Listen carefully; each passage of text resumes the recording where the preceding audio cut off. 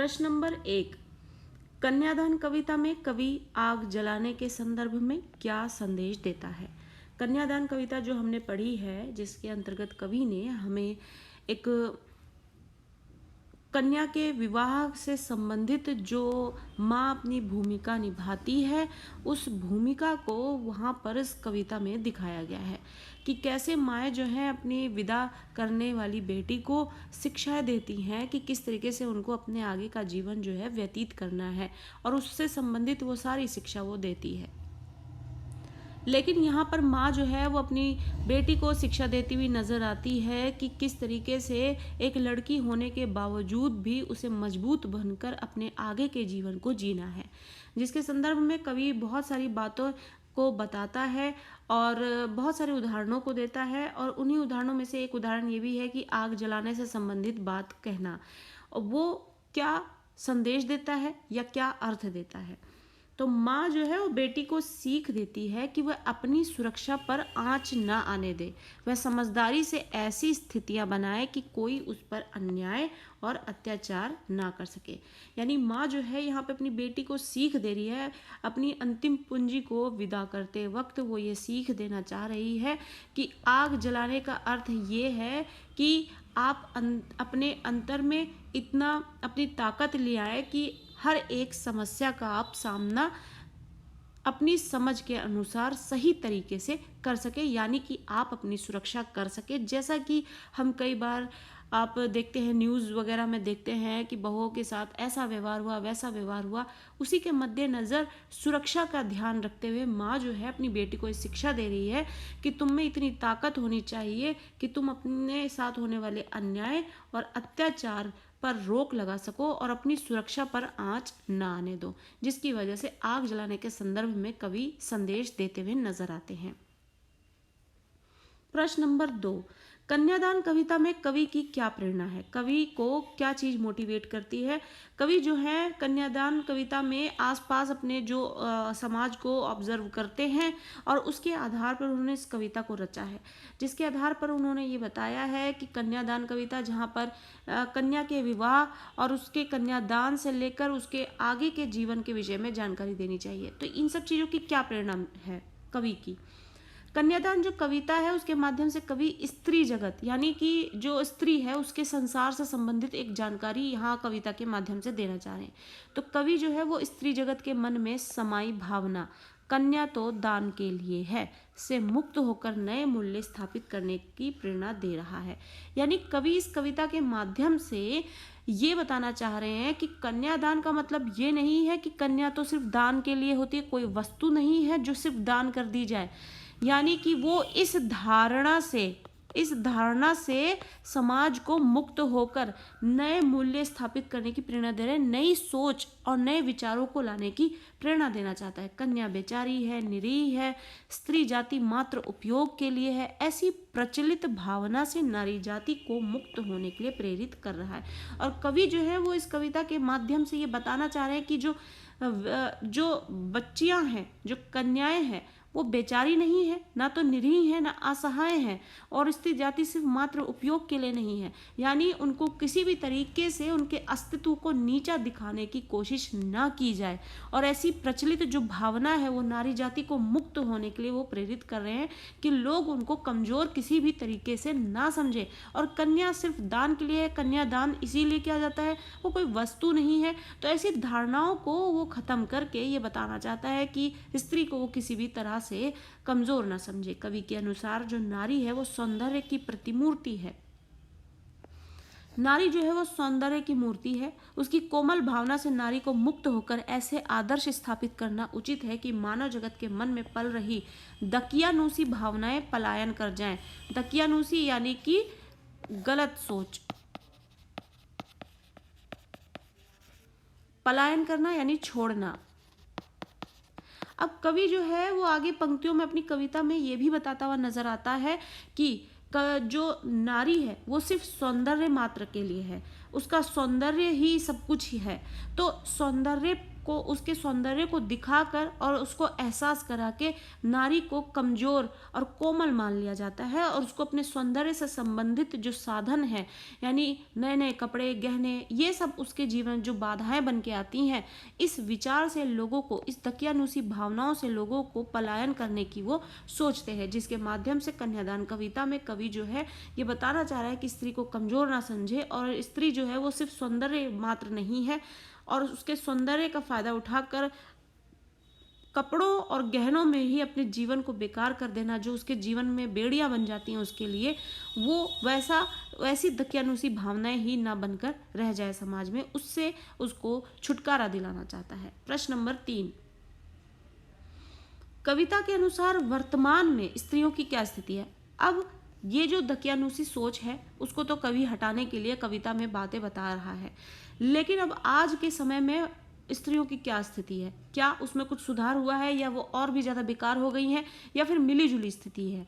कविता के माध्यम से कवि ने स्त्रियों की वर्तमान स्थिति की ओर पाठकों का ध्यान आकृष्ट यानी आकर्षित या फिर खींचने की कोशिश की है कि आज जो स्त्रियां हैं वो दान करने की वस्तु बनकर रह गई हैं।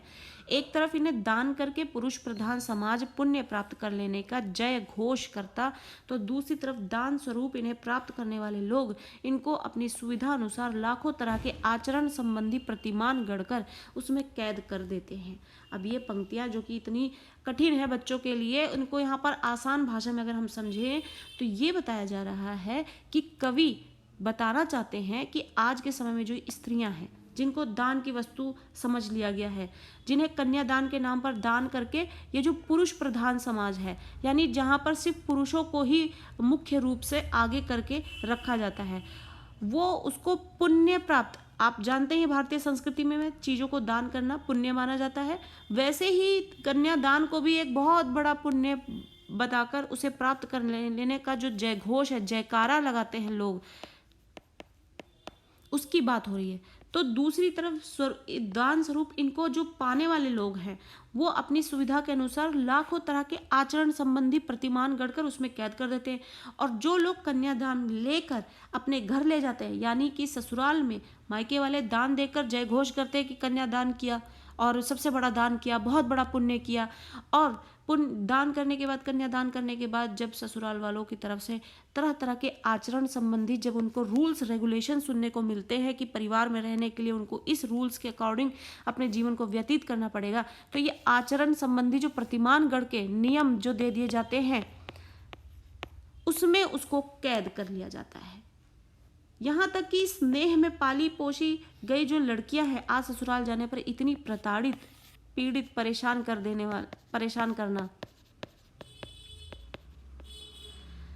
कि वे स्वयं ही आग में जलने के लिए विवश हो जाती है, उन्हें ऐसा करने के लिए विवश कर दिया जाता है। और इस तरीके से समाज में ऐसी स्थिति है कि पढ़ लिखने के बाद भी, प्यार से पाली गई लड़कियां भी शादी करने के बाद ऐसी स्थितियों में आ जाती हैं कि वे स्वयं भी आग में जल जाने को विवश हो जाती हैं, या फिर उन्हें विवश कर दिया जाता है।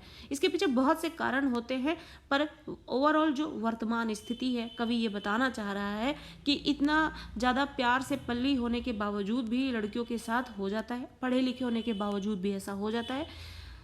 लोग दिखावा करने के बाद कि हम अच्छी सोच के हैं, आप बहुत दुनिया से आगे निकल चुके हैं, उसके बाद भी बहुत सारी हरकतें ऐसी होती हैं जो आज के ज़माने में भी लड़कियों के साथ होता है। हाँ, आप कह सकते हैं कि आज के समय में थोड़ी परसेंटेज कम हो गई है, लेकिन चीज़ें अभी भी वो एग्जिस्ट करती ही हैं। तो कवि जो है अपनी कविता के माध्यम से एक बहुत बड़ा मुद्दा सामने लेकर आए हुए हैं कन्यादान कविता के माध्यम से। प्रश्न नंबर 4, कन्यादान कविता में माँ ने बेटी को जो सीख दी है, क्या वो आज के युग के अनुकूल है, यानी उसमें एडजस्टेबल है वो चीज़? पक्ष या विपक्ष में तर्क देकर स्पष्ट कीजिए, यानी इसमें जो सही और गलत दोनों जो तर्क दिए जा सकते हैं वो हमें दोनों तर्क देने होंगे। क्या जो माँ जो है अपनी बेटी को सिखा रही है वो क्या सही बात है? कन्यादान कविता में माँ के माध्यम से कवि ने स्त्री जाति के जो शोषण, यानी स्त्री जाति है उसका जो शोषण किया जाता है, शोषण कैसे कि कई बार ज़्यादातर केसेस जो है ससुराल वाले होते हैं जो शादी के बाद जो है लड़कियों को प्रताड़ित करने के, रहन सहन और खाने पीने या फिर व्यवहार के जरिए से बहुत सारे बदलाव आ जाते हैं, और उसमें व्यवहार जो है वो थोपने वाला होता है जहाँ पे समस्याएं खड़ी होती हैं, और कई जगह और अपने घर में जहाँ पर वो जन्म लेती हैं वहाँ पर वो सिर्फ एक कॉमन जो भेदभाव किया जाता है लड़का लड़की के बेसिस पर, वो भेदभाव चलता है, यानी कॉमनली जो है एक स्त्री जाति का शोषण हो ही रहा होता है। तो उसकी जो व्यथा कथा है उससे आहत होकर ही सीख दी है।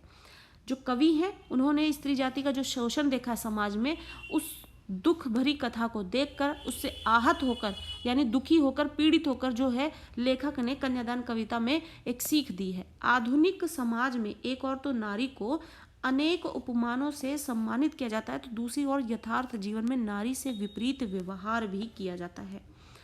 कविवर मैथिली शरण गुप्त नारी के शोषित रूप को प्रस्तुत करके नारी के प्रति सहृदयता व्यक्त करते हैं।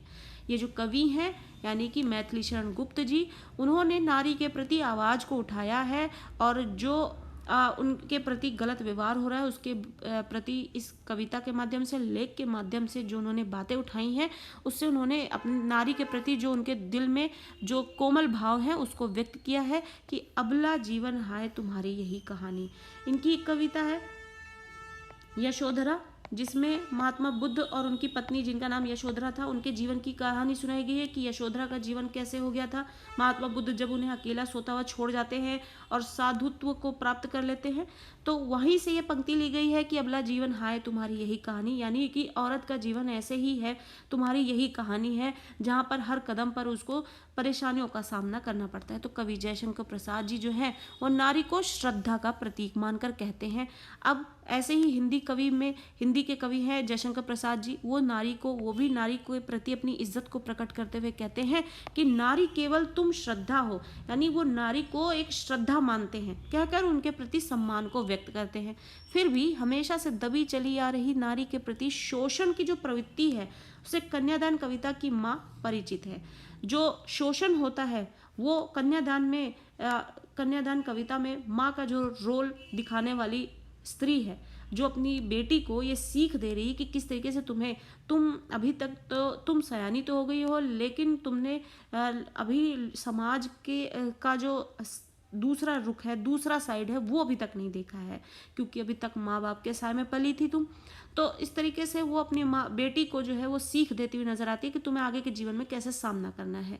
तो वो इन सब चीज़ों को जानती है, यानी कन्यादान की जो माँ है, माँ का रोल प्ले करने वाली स्त्री है, वो नारी के प्रति होने वाले शोषण प्रवृत्ति को जानती है, क्योंकि उसने भी अपना जीवन जिया है।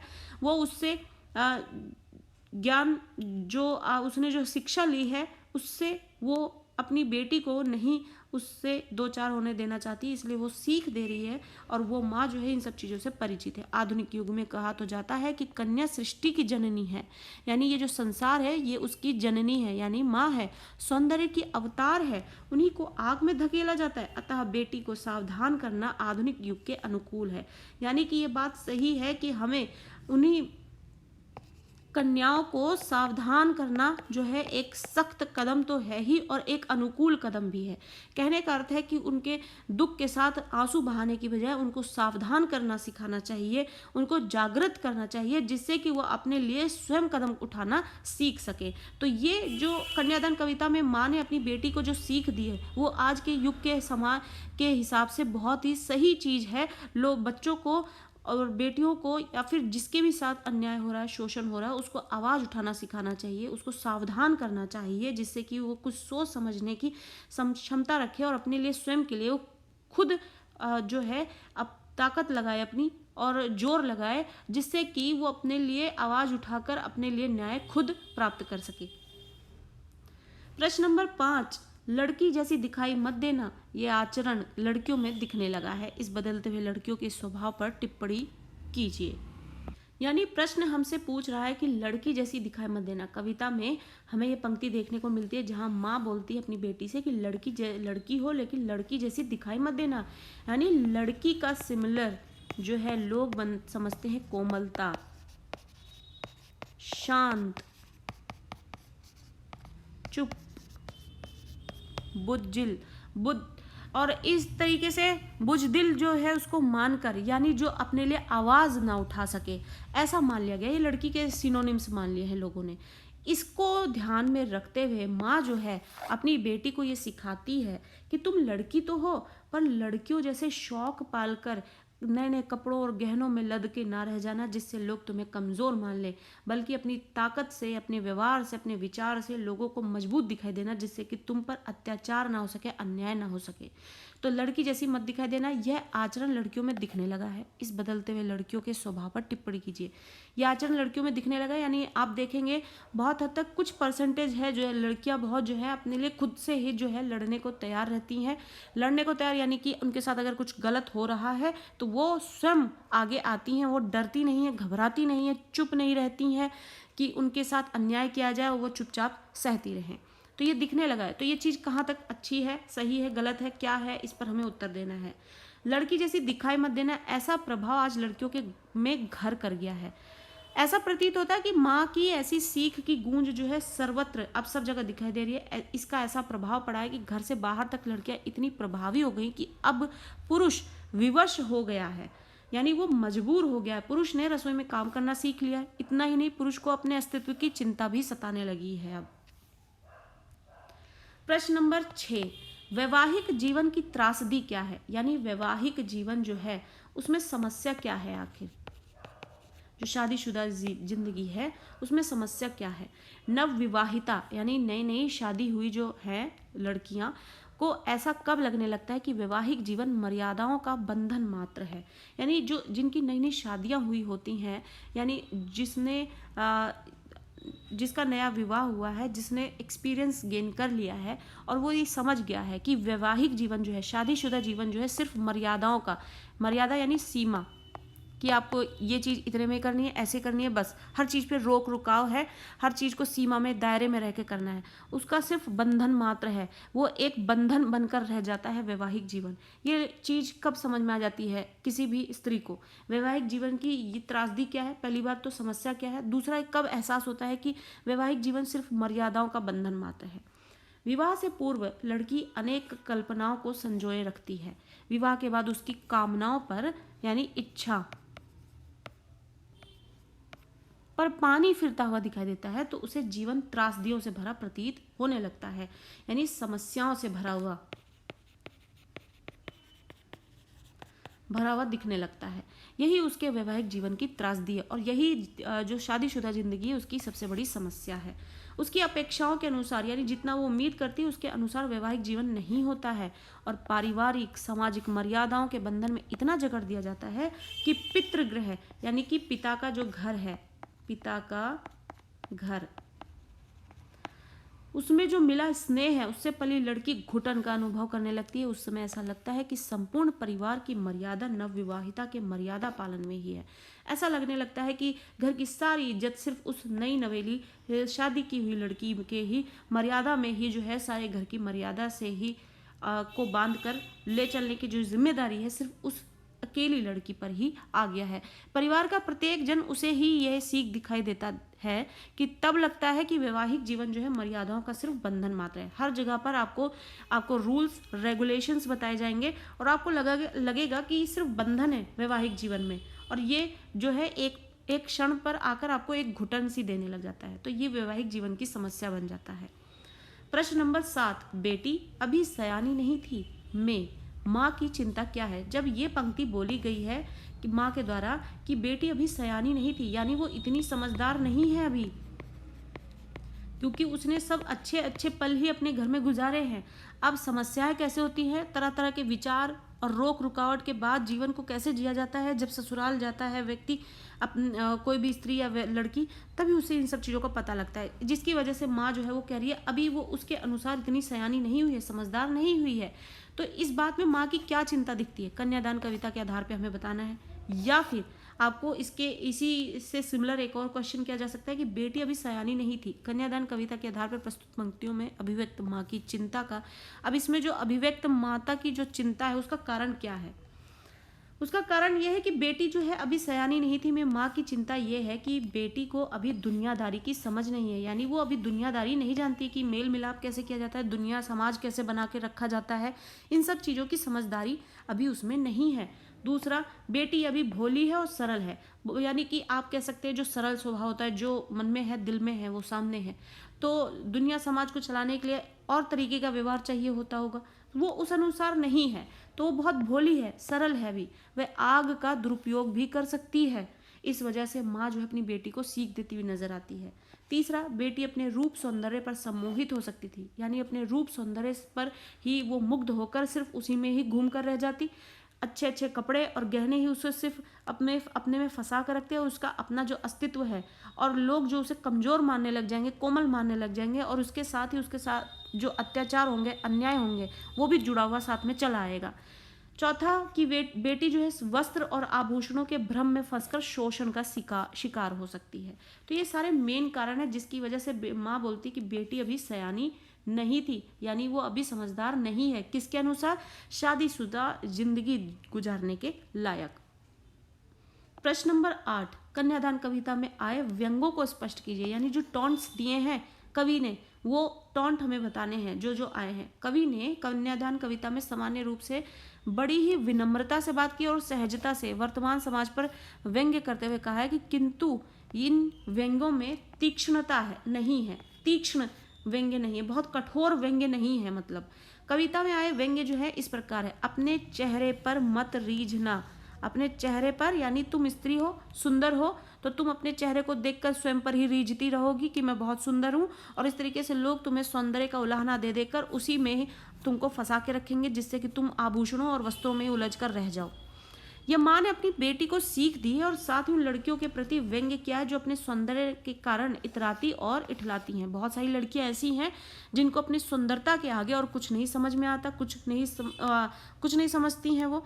तो ये उन लड़कियों के लिए व्यंग्य है जो जिनको लगता है कि हमारी सुंदरता ही हमें जीवन में आगे ले चलेगी, तो ऐसा नहीं है। तो ये एक व्यंग्य के रूप में आया है कि अपने चेहरे पर मत रीझना, क्योंकि चेहरा जो है एक दिन मुरझा जाएगा। बहुत सारे आप देखेंगे बच्चे जो है आजकल सोशल मीडिया पे बहुत सारे आप चुटकुले पढ़ेंगे, मीम्स पढ़ेंगे, और उसमें आपको ये सारी चीज़ें बहुत देखने को मिलेंगी जो कि रियलिटी है।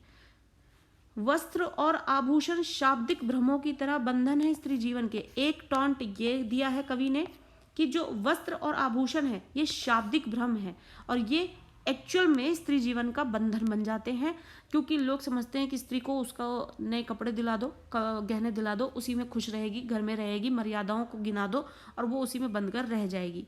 तो ये उसके जीवन के असलियत में बंधन है। यहाँ कवि ने आभूषण प्रिय नारी, यानी वो नारी जो सिर्फ आभूषण को प्रिय मानती है, उस जगत पर व्यंग्य किया है और सावधान किया है उसको। शब्द जाल की तरह वस्त्र आभूषण भी नारी को किस प्रकार भ्रमित कर सकते हैं, नारी आभूषणों के लिए क्या क्या नहीं करती है, इस पर प्रकाश डाला गया है। इस तरह कवि ने नारी और समाज की सोच पर सहज रूप में व्यंग्य किया है, और नारी का जो ये अस्तित्व सिर्फ कपड़े और आभूषण और सुंदरता पर आकर टिक जाता है, और उसके कारण उसके साथ जो शोषण होता है, अन्याय होता है, दुर्व्यवहार होता है, या फिर स्त्री का स्वयं का ही जीवन जो है इन तीन ही चीज़ों में अटक जाता है, जिसकी वजह से उसकी जो वैल्यू है वो उतनी नहीं हो पाती है जितना उसकी स्किल्स के कारण उसकी वैल्यू और बढ़ सकती है औरों के मुकाबले।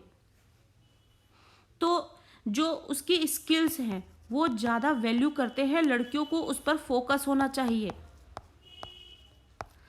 ना कि आपको कपड़ों, जेवरों या फिर सुंदरता पर फोकस होना चाहिए। सुंदरता आपको किस पे फोकस होना चाहिए, स्किल्स पे होने चाहिए, आपकी पढ़ाई लिखाई पर, आपका दिमाग कितना चलता है, आप कितना सोशल हो सकते हो। ये सारी चीज़ें जो है किसी भी इंसान को, सिर्फ स्त्री को नहीं, किसी भी इंसान को जो है अपने जीवन में आगे ले जाता है। तो स्त्री भी जो है जो अपने जीवन में आगे बढ़ना चाहती है, बढ़ सकती है, उसको भी उसी चीज़ों पर फोकस होना चाहिए, ना कि कपड़ों जेवरों से अपने अस्तित्व को उसी में बांध कर रख लेना चाहिए। प्रश्न नंबर 9, कन्यादान कविता में किसके दुख की बात की गई है और क्यों की गई है। कन्यादान कविता में माँ के दुख की बात कही गई है, क्योंकि बेटी के अलावा माँ का कोई और सहारा नहीं होता। माँ के लिए उसकी बेटी ही जो है उसकी असल दोस्त होती है, उसकी हमदर्द होती है, उससे अपना दुख सुख सब बांटती है, तो वो उसका असली सहारा होती है। वह माँ बेटी के सहारे, वह यानी माँ बेटी के सहारे अपनी जिंदगी बिता रही थी। बेटी माँ की संचित यानी एकत्रित की हुई पूंजी के समान थी। उससे अलग होने पर माँ का दुखी होना तो स्वाभाविक ही था। क्यों एकत्रित पूंजी थी? माँ जो है अपने सारे अनुभव अपनी बेटी को बता रही है, और बेटी जो है वो उसकी दोस्त है, जो उसकी सारी बातें सुनती है, उसका सहारा है। तो वो क्या है, आप अपने अनुभव किसी को शेयर कर रहे हैं, और अपने ही पैदा किए हुए बच्चों को आप जब एक अपने अनुसार देखकर, एक अनुभव लेकर, जब अपने जीवन के कड़वे अनुभवों को देखकर और उनसे सामना करके आप आगे निकलते, तो आप सोचते हैं कि उनके बच्चे जो हैं वो उससे आगे निकले, उन सब चीज़ों का सामना ना करना पड़े। तो बेहतर से बेहतर एक्सपीरियंस के साथ अपने बच्चों को तैयार करने के बाद माँ बाप के लिए जो उनकी संचित पूंजी, एकत्रित पूंजी होती है, जो उन्होंने चाहा है वहाँ पर उन्होंने आप एक तरीके से उस पर फोकस किया है। तो आज जब वो विदा हो रही है तो उसका दुखी होना जो है वो स्वाभाविक सा लग रहा है। कन्यादान, प्रश्न नंबर 10, कन्यादान कविता में वस्त्र और आभूषणों को शाब्दिक भ्रम क्यों कहा गया? शाब्दिक भ्रम क्यों कहा गया है? वस्त्र और आभूषण जो है वो स्त्री के लिए क्यों बेकार चीज है? कन्यादान कविता में वस्त्र और आभूषणों को शाब्दिक भ्रम इसलिए कहा गया है क्योंकि नववधू यानी नई वधू, वधू मतलब आप ले लीजिए कि दुल्हन, बहू, जिसकी नई शादी हुई हो, इसके आकर्षण में फंस जाती है और मुग्ध हो जाती है, फिर इसी की आड़ में ससुराल वाले उसका शोषण करते हुए नजर आते हैं। तो ये सिर्फ शाब्दिक भ्रम मानकर चलिए, इसको अपने जीवन का एकमात्र इसको जो है लक्ष्य ना बनाए कि नए नए वस्त्र मिलते रहें, आभूषण मिलते रहें, वही जीवन है और इसी से जीवन सुखी होता है। और इसकी वजह से लोग आपको कमजोर आंकते हैं, और कमजोर आंकने के बाद आपके साथ अन्याय होता है, दुर्व्यवहार होता है। इस वजह से वस्त्र और आभूषण जो है किसी भी स्त्री के जीवन के लिए जो है बंधन मात्र होते हैं। प्रश्न नंबर 11, कन्यादान कविता में माँ ने बेटी को ऐसा क्यों कहा कि लड़की होना पर लड़की जैसी मत दिखाई देना? कन्यादान जो कविता है उसमें माँ जो है अपनी बेटी को सीख देती है और ये कहती है लड़की हो पर लड़की जैसी कभी दिखाई मत देना। इसके पीछे का क्या कारण है? लड़की होना पर लड़की जैसी मत दिखाई देना माँ ने अपनी बेटी से ऐसा इसलिए कहा है ताकि ससुराल पक्ष के लोगों के अत्याचार का मुकाबला करने के लिए मानसिक रूप से यानी मेंटली आप पहले से ही एक्टिव रहें। मजबूत होने के क्रम में बेटी नारी सुलभ गुण ना खो बैठे, अर्थात वह त्याग, मोह, ममता, उपकार जैसे गुण को बनाए रखें। कहने का अर्थ है तुम जो है अब माँ ने अपनी बेटी को यहाँ पे सीख दी है कि ससुराल पक्ष के लोगों के साथ जो है अगर कभी अत्याचार या गलत व्यवहार होता है तुम उसको मेंटली इतना फोकस्ड रहो या फिर मजबूत रहो जिससे कि कभी तुम्हारे साथ कुछ गलत हो तुम नारी सुलभ गुण ना खो बैठो, यानी तुम सिर्फ और सिर्फ एक कमजोर स्त्री ना मानी जाओ और तुम में वो त्याग हो, मोह हो, ममता और उपकार जैसे गुण भी बनाए रखो। तो लड़की होना पर लड़की जैसी दिखाई मत देना। ये लड़की भी रहना, लड़की होने का मतलब क्या होता है? जिसके अंदर त्याग हो, मोह हो, ममता हो, उपकार हो, लेकिन तुम बाहरी रूप से कैसी दिखना? मजबूत दिखना, जो अपने लिए आवाज उठा सके और लड़ सके अपने लिए। जो कोई अत्याचार करे तो तुम उसका सामना कर सको। प्रश्न नंबर 12, कन्यादान कविता में माँ ने बेटी को क्या क्या सीख दी है? पहला, अपनी सुंदरता और कोमलता पर आत्ममोहित, आत्म का मतलब स्वयं, मोहित मतलब मुग्ध हो जाना, यानी आप सेल्फ इम्प्रेस्ड हो जाएं, तो वो मत होना। आग का प्रयोग रोटियां सेकने के लिए करना, जलने के लिए नहीं। कई बार लड़कियां जो है अपने आप को बहुत ही मजबूर, विवश समझती हैं कि वो अब कुछ नहीं कर सकती हैं, जला लेते हैं अपने आप को, अपने साथ ही गलत कर लेते हैं, जिंदा नहीं रहेंगे तो ही ठीक रहेगा, इतना कुछ सहना नहीं पड़ेगा। तो रोटियां जो है वो सिर्फ सेकने के लिए होती है, जलने के लिए नहीं। माँ ने बेटी को ये सीख दी। तीसरा, उन्होंने ये बोला कि वस्त्र जो है और आभूषण जो है वो सिर्फ भ्रम, उनके जैसे भ्रमों में मत पड़ना। चौथा पॉइंट, उन्होंने कहा कि लड़की बनी रहना पर लड़की जैसी मत दिखाना, जिसको अभी हमने आगे पहले ही जो है इससे संबंधित जो प्रश्न है उनको डिस्कस कर लिया है कि लड़की जैसी बनी रहना यानी कि तुम्हें त्याग, मोह, अपनापन हो, पर लड़की जैसी मत दिखाई देने वाले कौन से गुण हैं? जिसमें आप मजबूत बनी हुई दिखाई देना। वस्त्र आभूषण क्या है? वस्त्र आभूषण के चक्कर में आप उसी के भ्रम में फंसी रहेंगी। आपको लोग कमतर मान के, कमजोर मान के आपको वस्त्र आभूषण से खुश करते रहेंगे। आप अपने आप को एक जगह तक, एक सीमा में बांध लेंगे और आपका जो अस्तित्व है वो कमजोर हो जाएगा। तो इन सब चीजों में नहीं पड़ना है, माँ सिखाती है। प्रश्न नंबर 13, कन्या के साथ दान के औचित्य पर अपने विचार लिखिए। कन्या के साथ दान शब्द जोड़ने का जो औचित्य है, यानी ये उचित है या नहीं है, इस पर हमें अपने विचार देने हैं। कन्या के साथ दान की बात करने से कन्या और महिला समाज के अस्तित्व को चोट पहुंचती है। यानी कन्या का दान करना, जिस दान करने का मतलब एक चीज एक व्यक्ति से दूसरे व्यक्ति तक पहुंचना, किसी दूसरे तक पहुंचना, उसे दान की प्रक्रिया मानी जाती है। अब किसी को देने का मतलब क्या है? कोई वस्तु देना होता है। तो दान करने का मतलब किसी वस्तु को दान करना। कन्या जो है वो एक इंसान है, जीता जागता जीव है, प्राणी है। आप किसी भी इंसान को दान नहीं कर सकते हो। तो जब कन्या के साथ दान शब्द जुड़ता है तो वो महिला समाज के अस्तित्व को चोट पहुंचाता है। कन्या कोई वस्तु नहीं है जिसे आप उठाएं और जिस किसी को चाहा उसे दान कर दिया। कन्या के साथ दान का प्रयोग नहीं किया जाना चाहिए। तो ये बिल्कुल उचित है ही नहीं। इसका औचित्य जो है बिल्कुल ही गलत साबित होता है यहाँ पर। प्रश्न नंबर 14, कन्यादान कविता में किसे दुख बांटना नहीं आता था और क्यों? किसे दुख जो है बांटना आता है, बांटना नहीं आता, और क्यों नहीं बांटना आता? ये कन्यादान कविता में हमें जो बताया गया है उसका अर्थ हमें बताना है। कन्यादान कविता में बेटी को जो दुख बांटना नहीं आता क्योंकि अभी वो सयानी नहीं है, उसे समाज में छिपे, यानी लोग सामने से आपको बहुत ही प्यारे दिखेंगे, आपसे बहुत प्यार से बोलते हुए दिखेंगे, अंदर छल कपट रखेंगे। तो आप सामने वाले व्यक्ति को इस तरीके से नहीं समझ पाएंगे अगर वो अंदर अपने छल कपट रखे और सामने आपको किसी और तरीके से व्यवहार करे। तो उसे समाज में छिपे छल कपट, मिथ्या, वंचना आदि का ज्ञान नहीं है। वह दुखों को चुपचाप सहन करना जानती है।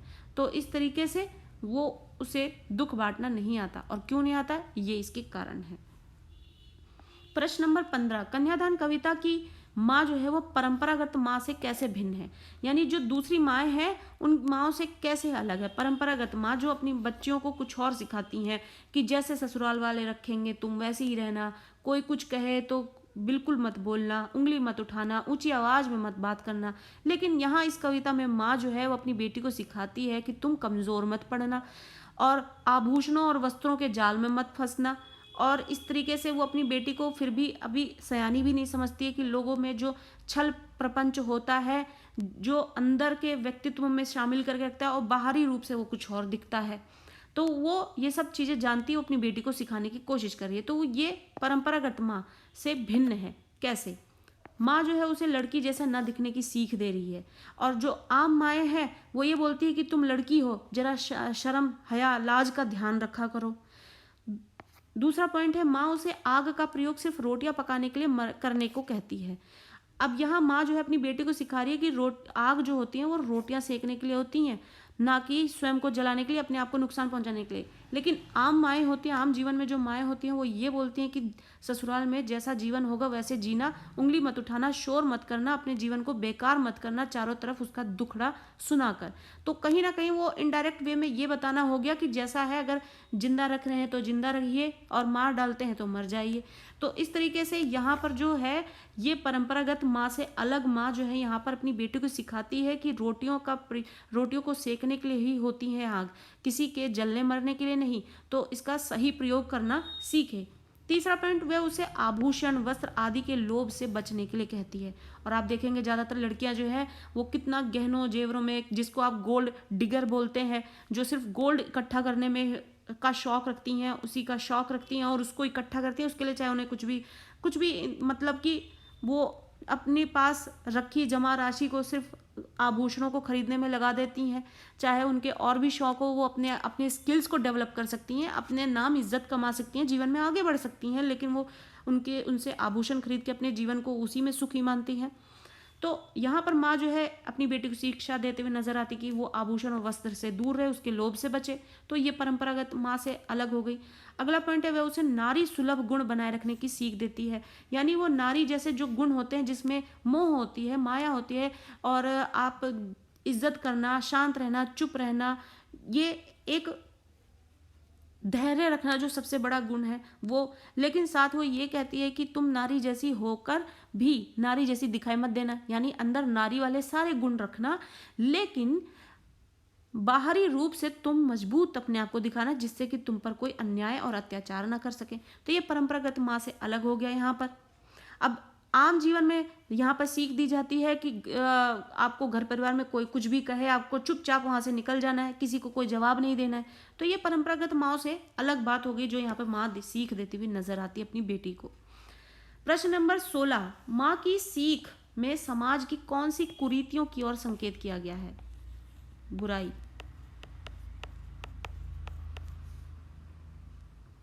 यानी इस कविता में माँ जो अपनी बेटी को सीख दे रही है, वो सीख क्यों दे रही है? समाज में ऐसी कौन सी बुराई है जिसकी वजह से उसे अपनी बेटी को ये सीख देनी पड़ रही है? तो माँ की सीख में समाज में फैली जो कुरीतियां हैं उसकी ओर संकेत किया गया। पहला ये कि परिवार में अधिक विनम्र, मृदु भाषणी यानी प्यार से मीठा बोलने के वाले और कमजोर बहू को प्रताड़ित ही किया जाता है, जिसकी वजह से माँ जो है ये सीख दे रही है कि तुम विनम्र रहना, प्यार से बोलने वाली रहना, लेकिन बाहरी रूप से तुम मजबूत दिखना। तो ये समाज की बुराई है कि ज़्यादा विनम्र रहने से, मृदुभाषी रहने से, कमज़ोर होने से, दिखने से आपको बुज़दिल समझ लिया जाता है कि आप कुछ बोलेंगे नहीं, आपके साथ कितना भी बुरा व्यवहार कर लिया जाए, जिसकी वजह से आपके लिए प्रताड़ना बढ़ जाती है। दूसरा पॉइंट, कम दहेज मिलने की वजह से बहुओं को छुटकारा पाने के लिए आग के हवाले कर दिया जाता है। यानी जितना उनको चाहिए उस हिसाब से अगर दहेज नहीं आया है तो बहुओं को जला दिया जाता है, जो मिला है उसको लेकर रहना है। एक बंदे का खर्चा कम कर देता है व्यक्ति। इस हद तक वो व्यवहार में जो लोगों के जो कमजोरी दिखती है समाज में, वो यहाँ पर दिखाया गया है। तीसरा पॉइंट, वस्त्र और आभूषणों के भ्रम जाल में बहू को उलझा दिया जाता है और स्त्रियों को जो बहुत पढ़ी लिखी भी होती हैं वो भी शादी करके जाती हैं, उनको वस्त्रों का, आभूषणों का लालच दिखा दिया जाता है, वो उस लालच में फंस के रह जाती हैं और वो अपना अस्तित्व है उसको जीरो कर देती हैं, शून्य कर देती हैं और इस तरीके से वो वस्त्र आभूषणों में फंस कर रह जाती हैं।